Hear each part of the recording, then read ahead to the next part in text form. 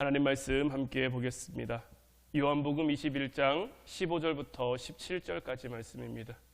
요한복음 21장 15절부터 17절까지 말씀, 우리 다 같이 한 목소리로 말씀 함께 보도록 하겠습니다. 그들이 조반 먹은 후에 예수께서 시몬 베드로에게 이르시되, 요한의 아들 시몬아, 내가 이 사람들보다 나를 더 사랑하느냐 하시니, 이르되 주님 그러하나이다. 내가 주님을 사랑하는 줄 주님께서 아시나이다. 이르시되 내 어린 양을 먹이라 하시고, 또 두 번째 이르시되 요한의 아들 시몬아, 내가 나를 사랑하느냐 하시니, 이르되 주님 그러하나이다. 내가 주님을 사랑하는 줄 주님께서 아시나이다. 이르시되 내 양을 치라 하시고, 세 번째 이르시되 요한의 아들 시몬아, 내가 나를 사랑하느냐 하시니, 주께서 세 번째 내가 나를 사랑하느냐 하심으로 베드로가 근심하여 이르되, 주님 모든 것을 아시오매 내가 주님을 사랑하는 줄을 주님께서 아시나이다. 예수께서 이르시되 내 양을 먹이라. 아멘. 오늘 이 시간에는 내 마음을 힘써 지키라 라는 말씀 제목 가지고 우리가 함께 은혜 나눌 때에 하나님의 함께 하심이 여러분들 모두와 함께 하기를 주님의 이름으로 축원해 드립니다. 우리가 어제 같은 본문을 가지고 예수님께서 베드로에게 이 질문을 왜 던지셨는지, 이 질문을 통해 무엇을 하시고자 했는지에 대한 말씀을 살펴봤죠. 주님께서 베드로에게 하신 이 질문과 대답을 다시 한번 살펴보면요, 예수님께서 베드로에게 첫 번째로 뭐라고 물어보셨냐면, 요한의 아들 시몬아, 내가 이 사람들보다 나를 더 사랑하느냐라고 물으셨단 말이에요. 그리고 베드로는 주님을 향해 주님 그러하나이다. 내가 주님을 사랑하는 줄 주님께서 아시나이다 라고 대답을 했단 말이에요. 예수님께서 뭘 물어보셨습니까? 지금 예수님과 함께 있는 여러 제자들이 있죠. 이 여러 제자들보다 예수님을 더 많이 사랑하느냐라고 예수님께서 물으셨고, 베드로는 그 질문에 주님 그렇습니다. 내가 여기 있는 이 사람들보다 주님을 더 사랑합니다 라고 대답을 했단 말이에요. 주위에 있던 그 제자들이 예수님과 베드로의 이 대화를 들었을 때 어땠을까요? 주위 제자들의 입장에서 보면요, 사실 베드로의 이 대답은 받아들이기 좀 힘든 입장이었을 거예요. 불과 얼마 전까지만 해도 모두 주를 버릴지라도 나는 결코 버리지 않겠노라고 장담했던 베드로 아닙니까? 그랬던 그가 어떻게 했습니까? 주님을 욕하고 저주하며 3번이나 부인했단 말이에요. 물론 주님을 배반했음에도 불구하고 베드로에게 예수님을 사랑하는 마음이 있다라는 것은 얼마든지 이해할 수 있죠. 베드로가 예수님을 사랑하는 것은 알겠는데, 다른 제자들의 입장에서 베드로가 나보다 예수님을 더 사랑하나? 여기에 대해서는 좀 납득하기가 어려운 것. 사랑은 보이는 것이 아니고 무언가로 측정해서 증명할 수 있는 것이 아니기에, 또 주님을 배반한 그 사람의 입에서 다른 사람들보다 내가 주님을 더 사랑한다고 자신 있게 말하는 것이 좀 염치 없어 보이기는 하지만, 그럼에도 주님께서는 베드로를 향해 분명하게 물으셨죠. 내가 이 사람들보다 나를 더 사랑하느냐? 베드로 또한 그렇다라고 대답을 했어요. 지금 이 질문은 누가 먼저 시작한 겁니까? 이 대화는 누가 먼저 시작한 거죠? 예수님이 먼저 시작한 거죠. 예수님이 왜 이 질문을 베드로에게 물으셨을까? 그냥 처음부터 다른 두 번째, 세 번째는 네가 요한의 아들 시몬아, 네가 나를 사랑하느냐 물으신단 말이에요. 그러면 처음부터 베드로의 마음, 베드로의 중심을 확인하고 싶으셨으면 그냥 요한의 아들 시몬아, 내가 나를 사랑하느냐 이렇게 물으셨어도 될 텐데, 왜 굳이 이 사람들보다 나를 더 사랑하느냐라고 물으셔서 다른 제자들의 마음도 좀 어정쩡하고 대답하는 베드로의 마음도 좀 어정쩡하고 왜 이런 상황을 만드셨을까? 주님께서 베드로에게 던진 이 질문은요, 다른 제자들의 사랑과 베드로의 사랑을 비교해서 줄 세우는 그런 질문이 아닙니다. 누가 더 예수님을 사랑하지? 이렇게 예수님이 물으신 게 아니에요. 주님께서는 지금 베드로의 어떤 그 주님을 향한 사랑의 크기를 질문하신 것이 아니라 베드로 자신이 다른 제자들보다 주님을 더 사랑하는지는 확실히 알지 못할지라도 베드로의 마음은 늘 어땠습니까? 다른 제자들보다 주님을 더 사랑하고 싶어 했죠. 그래서 모두 주를 버릴지라도 나는 결코 주님을 버리지 않겠습니다. 이런 고백도 베드로가 그냥 단순히 예수님에게 잘 보이기 위해서 한 대답이 아니라 예수님을 향한 그 마음과 그 열정이 누구보다 높았던 거예요. 이것을 다른 제자들보다 큰 사랑이라고 표현할 수 있을지는 잘 모르겠습니다만은 그래도 베드로에게는 다른 누구보다 그 예수님을 향한 열정과 사랑이 뛰어났다라는 거죠. 그러니까 이런 거예요. 하나님이 저에게 양목사가 이 대한민국에 있는 사람들 중에서 나를 제일 사랑하니? 라고 물으신다면 이 대한민국에 굉장히 많은 그리스도인들이 있잖아요. 먼저는 여러분들도 있고요. 내가 여러분들보다 주님을 확실하게 더 사랑한다고 말할 수 있나? 이 사랑의 크기를 잴 수 있나? 이 사랑의 크기를 비교할 수 있나?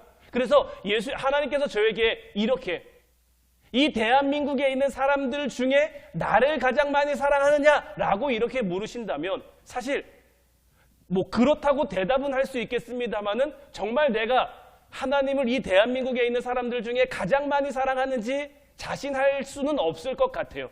그런데 만약에 하나님께서 질문을 조금 바꿔가지고요, 대한민국에 있는 사람들 중에 하나님을 가장 많이 사랑하고 싶니? 라고 물어보신다면 저는 확실하게 하나님, 그렇습니다. 나는 하나님을 가장 사랑하고 싶습니다. 라고 이 질문에는 자신 있게 대답할 수 있을 것 같아요.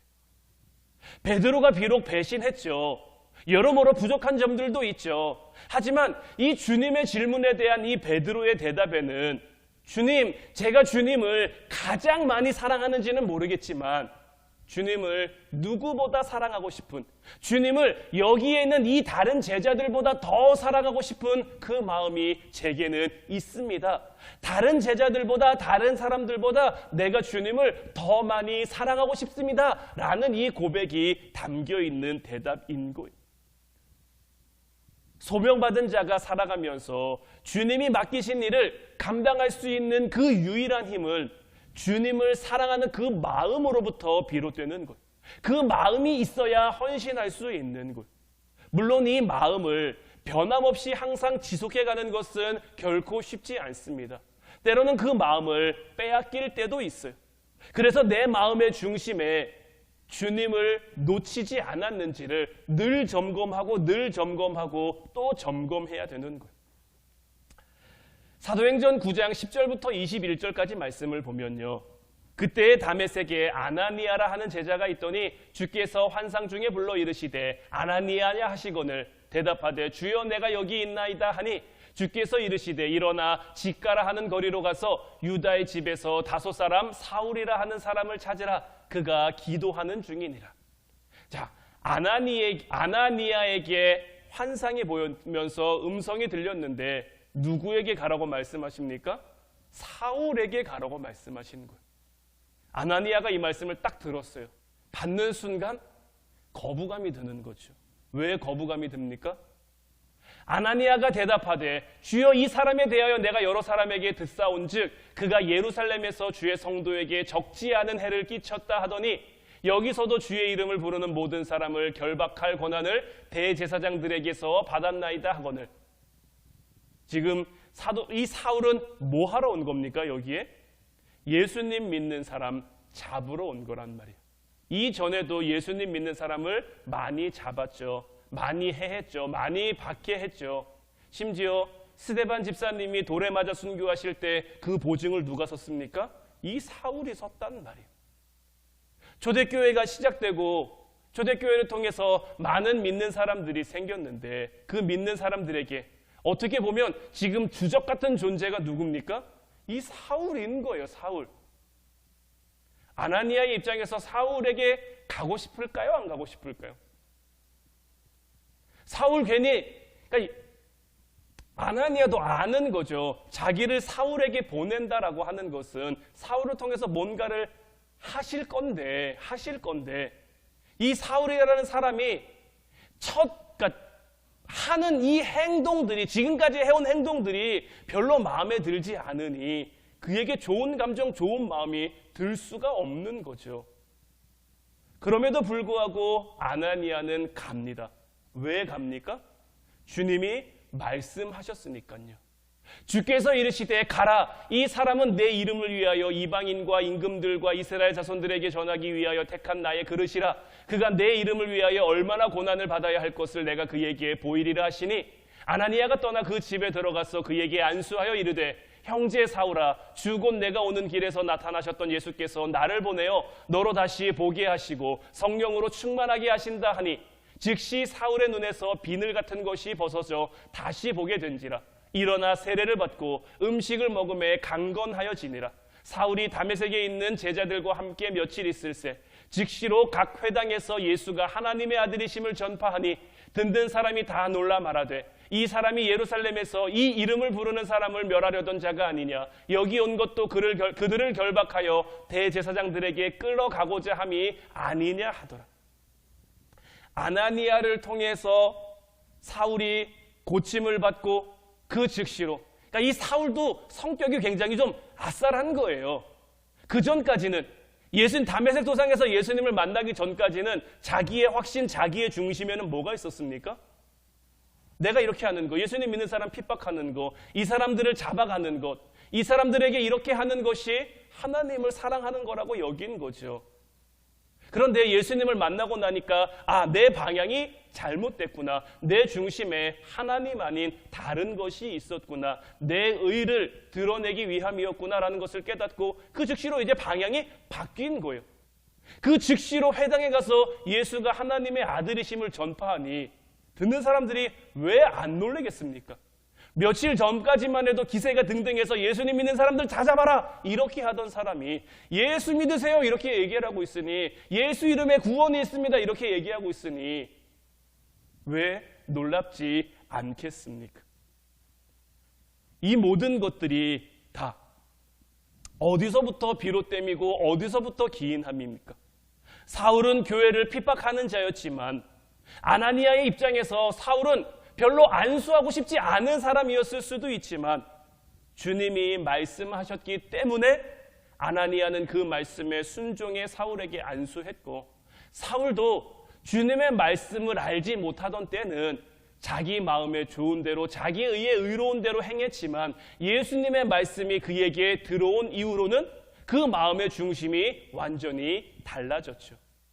그런데 반면에 우리가 얼마 전에 함께 나눴었던 이 요나는 어떻습니까? 자, 요나서 1장 1절로 3절 말씀도 보면요, 여호와의 말씀이 아미떼의 아들 요나에게 임하니라. 자, 어떤 말씀이 임했습니까? 하나님의 말씀이 아미떼의 아들 요나에게 임했단 말이에요. 어떤 말씀이 임했습니까? 너는 일어나 저 큰 성읍 니느웨로 가서 그것을 향하여 외치라. 그 악독이 내 앞에 상달되었음이니라 하시니라. 니느웨로 가서 하나님의 말씀을 전하라는 그 말씀이 아미떼의 아들 요나에게 임했단 말이에요. 아나니아는 하고 싶지 않았지만 그 말씀에 순종해서 갔죠. 사울도 예수님의 말씀이 들어오자 지금까지와는 다른 방향을 향해 나아갔죠. 그런데 요나는 어떻습니까? 그러나 요나가 여호와의 얼굴을 피하려고 일어나 다시스로 도망하려 하여 욥바로 내려갔더니 마침 다시스로 가는 배를 만난지라. 여호와의 얼굴을 피하여 그들과 함께 다시스로 가려고 배삭을 주고 배에 올랐더라. 자, 전에 요나서를 함께 나눌 때도 말씀드렸습니다마는 다시스의 의미는 뭐죠? 세상 끝이에요. 끝. 이 요나는 하나님이 주신 말씀에 순종하기 싫어서 내가 세상 끝으로 가면 하나님의 말씀에서 도망할 수 있을까 해서 지금 요나는 다시스로 도망하고자 하는 거예요. 요나에게 하나님의 말씀이 임했습니다. 요나는 왜 하나님 말씀에 순종하지 않았을까요? 아나니아에게 임한 것도 하나님의 말씀이죠. 사울에게 임한 것도 하나님의 말씀이죠. 요나에게 임한 것도 하나님의 말씀이에요. 앞에 둘은 순종했는데 왜 요나는 순종하지 않았을까요? 다른 이유가 있는 게 아닙니다. 요나 마음의 중심에는 하나님이 없는 거예요. 그의 마음의 중심에는 지금 뭐가 있을까요? 요나가 니느웨를 왜 싫어합니까? 요나는 이스라엘의 적국 아수르의 수도 도시란 말이에요. 아수르를 향해 하나님의 말씀을 전하는 게 싫은 거예요. 요나 굉장히 똑똑한 사람입니다. 하나님이 그에게 니느웨로 가서 말씀을 전하라고 했을 때부터 요나는 이미 안단 말이에요. 나중에 또 고백하잖아요. 하나님이 이렇게 하실 줄 내가 알았습니다. 굳이 그 성을 멸망시키려고 하면 그냥 멸망시키면 되는데 왜 굳이 나를 보내서 말씀을 전하라고 하셨습니까? 하나님은 자비로우시고 인내하시고 노하기를 더디하시고 이렇게 요나가 하나님 앞에 이야기를 하잖아요. 요나는 자기 나라 이스라엘을 사랑하는 사람이었어요. 그래서 아수르가 잘 되는 꼴을 보고 싶지 않은 거예요. 그것이 아무리 하나님의 말씀이라도 내 나라, 내 조국 이스라엘에게 해가 될 것 같으니 하지 않는 거예요. 지금 요나 마음의 중심에는 뭐가 있는 겁니까? 하나님이 계신 게 아니라 이스라엘이 있는 거죠. 내 나라, 내 조국, 내가 사랑하는 그 사람들이 그 마음 중심에 있는 거예요. 이 둘의 차이가 뭔지 여러분들 아시겠습니까? 소명받은 자의 중심이 하나님을 사랑하는 마음이라면 하나님을 사랑하는 마음은 그냥 내 마음속에 꽁꽁 감춰져 있는 게 아니라 나만 알고 나만 보고 이런 게 아니라요. 내 삶의 태도, 내 삶의 자세로 반드시 나오게 돼 있는 거예요. 아나니아도 싫지만 하나님을 사랑하고 하나님의 마음이기에 하나님의 말씀이기에 순종해서 가는 거예요. 그 삶의 태도, 그 삶의 자세가 나오는 거예요. 빌립보서 3장 13절 14절 말씀을 보면 형제들아 나는 아직 내가 잡은 줄로 여기지 아니하고 오직 한 일 즉 뒤에 있는 것은 잊어버리고 앞에 있는 것을 잡으려고 표대를 향하여 그리스도 예수 안에서 하나님이 위에서 부르신 부름의 상을 위하여 달려가노라. 소명의 삶을 살아가는 사람은요 삶의 목적이 분명해집니다. 사도 바울은 주님을 만난 이후로 인생의 목적, 인생의 방향 자체가 바뀌어 버렸죠. 하나님을 위해서 부르신 그 부름의 상을 바라보고 그 표대를 향하여 달려간다라고 고백하고 있는 거예요. 소명은요 어떤 일이나 어떤 직업을 가리켜 말하는 게 아닙니다.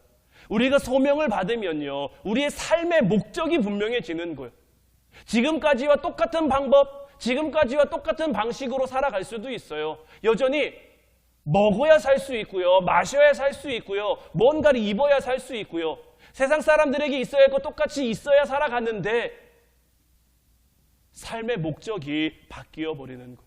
삶의 목적이 분명해지고 하나님이 주실 상을 위해 그것을 향해 표대를 향해 달려가게 되는 거죠. 소명을 받은 사람들에게 중요한 것은 이 땅에서의 인정이 아니라 하나님 앞에서 하나님이 주실 그 영광이기 때문인 거예요. 그래서 하나님 안에서 삶의 목적과 목표가 바뀐 사람들은 기도하기 시작합니다. 왜냐하면요 자기 힘, 자기 방법, 자기의 이런 거 가지고는 이룰 수가 없거든요. 자기의 안목, 자기의 생각으로 섣불리 결정하면요 실수와 실패가 나오기 때문에 내 안목과 내 생각으로 결정하거나 선택하지 않는 것. 무엇을 하든지 기도하면서 하나님의 뜻을 묻고 하나님의 뜻을 따라가게 되는 것. 그러다 보니까 자기의 유익을 구하지 않아요.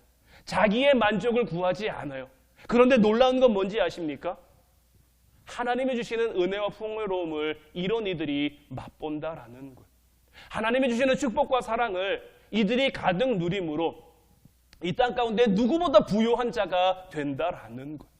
세상 사람들은 그 부요함을 부러워하지 않을 수도 있습니다. 그 자랑스러움을 부러워하지 않을 수도 있습니다. 하지만 믿는 우리들에게는 그것만큼 큰 영광이 없는 것이고요. 우리가 믿음의 눈을 들어 그것을 바라보기 시작하면요 그것이 우리의 삶의 가장 큰 가치가 되는 거예요. 물론 우리가 소명을 받고 살아가다 보면 실수할 때가 왜 없겠습니까? 세상을 바라볼 때가 왜 없겠습니까? 그럴 때마다 주님 앞에 우리의 자세, 우리의 태도를 다시 바르게 하고 주님이 부르신 그 부르심을 쫓아가는 싸움을 늘 반복해서 해야 하는 것. 갈라디아서 2장 11절부터 14절까지 말씀을 보면요, 게바가 안디옥에 이르렀을 때에 책망받을 일이 있기로 내가 그를 대면하여 책망하였노라. 야고보에게서 온 어떤 이들이 이르기 전에 게바가 이방인과 함께 먹다가 그들이 오매 그가 할례자들을 두려워하여 떠나 물러가매 남은 유대인들도 그와 같이 외식함으로 바라바도 그들의 외식에 유혹되었느니라. 그러므로 나는 그들이 복음의 진리를 따라 바르게 행하지 아니함을 보고 모든 자 앞에서 게바에게 이르되 내가 유대인으로서 이방인을 따르고 유다인답게 살지 아니하면서 어찌하여 억지로 이방인을 유대인답게 살게 하려느냐 하였노라. 그러니까 이 말씀 뭐냐면요, 초대교회 당시 사도 바울과 베드로의 일화인데요, 베드로가 안디옥 교회에 방문을 했어요. 안디옥 교회에 방문을 해서 이제 그곳에 살고 있는, 그러니까 유대인들 이 입장에서 볼 때는 이방인들이죠. 그 이방인들과 베드로가 함께 식사를 하고 있었단 말이에요. 근데 함께 식사를 하고 있는데 누가 왔냐면 야고보가 보낸 사람들, 그러니까 할례 받은 유대인들이 온 거예요. 그러니까 베드로가 할례 받은 사람들이 혹 이방인과 함께 먹고 마시는 자기를 보고 비난할까 그게 두려워서 식사 자리를 떠나 도망했단 말이에요. 베드로가 그 식사 자리에서 떠나니까 그 자리에 있던 남은 유대인들도 우리가 여기 왜 앉아 있어야 되지 하면서 떠난 거고요. 이 모임 가운데 누가 있었냐면 바나바도 있었단 말이에요. 그래서 다 이들이 식사 자리에서 떠나버린 거예요. 그러니까 베드로가 사도 바울이 이런 베드로의 모습을 보면서 책망하는 거죠. 당시 베드로는요, 초대교회의 수장입니다. 초대교회의 대표라는 말이에요. 이 책망을 받은 베드로가 물론 부끄럽기는 하지만 굉장히 자존심 상해할 수도 있잖아요. 좀 좋게 말하면 어디가 덧납니까? 뒤에 와갖고 어떻게 그럴 수 있느냐고, 그렇게 하면 안 된다고 이렇게 조곤조곤 타이를 수도 있잖아요. 그런데 이 사도 바울이 어떻게 했냐면 많은 사람들이 모여 있는 데서 공개적으로 베드로 당신이 그러면 되느냐? 네가 이방인을 따르지 않는데 왜 이방인들은 니들처럼 살게 하려고 하느냐? 이렇게 지금 비방을 한 거예요. 그러니까 이 베드로가 어떻게 했을까요? 그 즉시로 내가 잘못했습니다. 내가 사과를 하는 거죠. 그 잘못을 인정하는 거죠. 베드로가요, 예수님의 수제자일 수 있는 이유가요, 베드로를 예수님이 인정하시는 이유가요, 바로 이런 부분에서 나오는 거예요. 베드로는 실수도 많이 하는 사람입니다. 성격이 급해가지고 부족함도 많이 내비치는 사람이에요. 그러나 이 베드로에게 있어서 가장 중요한 것은 뭐냐면요, 항상 주님 앞에서 자기를 부르신 그 부르심을 받은 자의 태도와 자세를 잊어버리지 않는다라는 것. 만약에 베드로가 자존심이 상해서 사도 바울을 공격하거나 아니면 감정에 휘둘렸으면 이 베드로는 욱하는 사람이잖아요. 얼마든지 자기 감정에 휩쓸릴 수도 있단 말이에요. 만약에 사도 바울의 그 비판 앞에, 사도 바울의 비난 앞에 베드로가 그렇게 대응했다면 아마 안디옥 교회, 예루살렘 교회는 뿔뿔이 찢어지고 분열됐을 수도 있는 것. 부르심을 받은 우리의 목적은 하나입니다. 부르심을 받은 우리 그리스도인들의 목적은 하나인 거예요. 오직 표대를 향해서 우리를 부르신 그 부름의 상을 바라보며 달려가는 거예요. 그렇기에 우리 소명의 삶을 살아가는 사람들은 누군가와 비교하는 삶을 살아서는 안 되는 거예요. 우리 소명을 받은 그리스도인들은요, 서로가 경쟁자가 아닙니다. 누가 더 뛰어나고 누가 더 잘났고 이런 관계가 아니에요. 하나님의 뜻대로 부르심을 입은 자들에게는 모든 것이 합력하여 선을 이루게 되어 있는 거예요. 마치 축구 경기를 할 때 축구는 11명이 하죠. 11명이 다 똑같은 포지션을 감당하지 않습니다. 어떤 사람은 공격수로 뛰고요, 어떤 사람들은 미드필더로 뛰고요, 어떤 사람은 수비수로, 어떤 사람은 골키퍼로 뛴단 말이에요. 모든 선수가 다 자기 위치에서 최선을 다해야 승리할 수가 있어요. 같은 팀끼리 누가 잘하네, 누가 잘났네 비교하고 싸우기 시작하면요, 그 팀은 결코 승리할 수가 없고요. 모르겠습니다만 요즘 한국 축구가 좀 그런 것 같기도 해요. 네.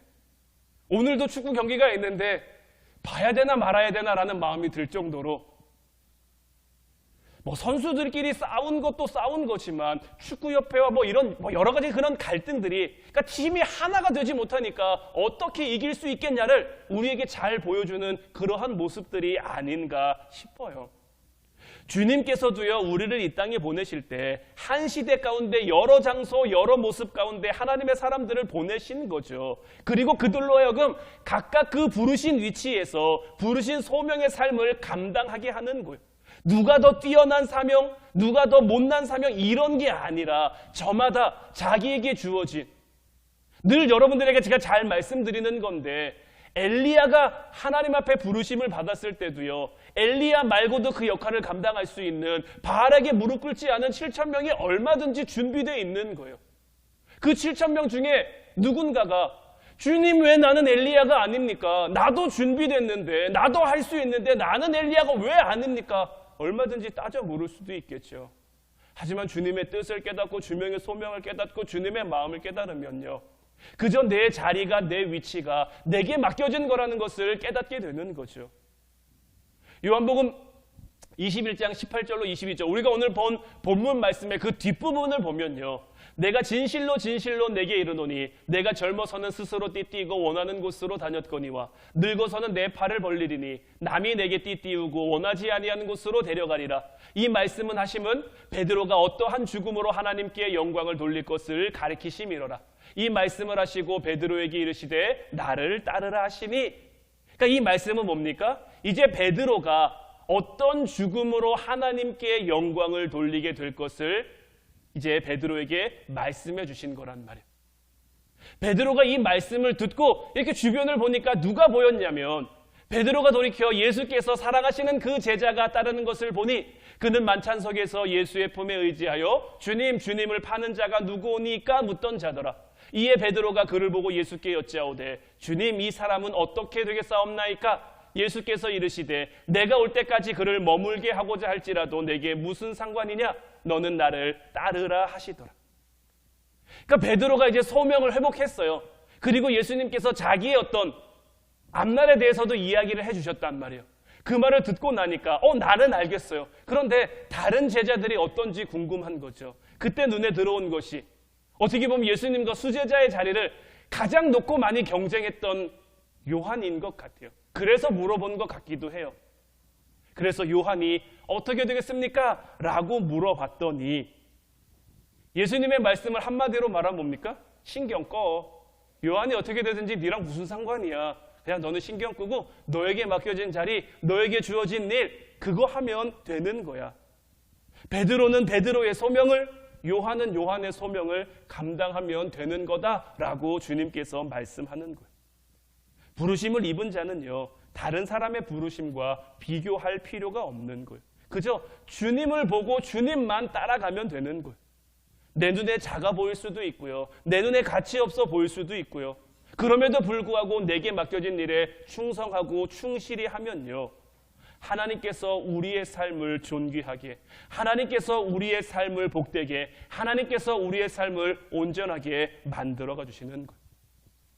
늘 여러분들에게 요즘 말씀드리지만 바로 지금 나에게 허락된, 바로 지금 나에게 맡겨진 이 자리가 주님이 나에게 맡기신 곳이며 부탁하신 곳이며 소명을 허락하신 자리다라는 것을 깨닫는 이제 우리 화운 성도들이 다 되셔서 소명자의 삶, 우리를 부르신 그 하나님의 뜻, 하나님을 사랑함으로 그 소명을 이루어가는 저 여러분들 모두가 될 수 있기를 주님의 이름으로 축원해 드립니다. 이제 우리 같이 찬양하고 기도하길 원하는데, 오늘 이 시간에는 나 무엇과도 주님을 바꾸지 않으리, 이 찬양 함께 고백했으면 좋겠어요. 이 세상 가운데 우리의 삶을 무엇으로 대신할 수 있겠습니까? 주님을 우리가 무엇과 바꿀 수 있겠습니까? 주님을 바라보며 사는 것이, 주님을 향해 살아가는 것이, 주님과 함께 살아가는 것이 우리의 삶의 가장 큰 은혜이며 가장 큰 복이라는 것을 이제 온전히 깨닫는 저와 여러분들 되셔서 주님과 함께함으로 늘 주님이 주시는 그 평안과 행복과 기쁨과 감사와 모든 선한 것을 누리는 우리 모두가 되길 바랍니다. 우리 함께 찬양하고 기도하도록 하겠습니다.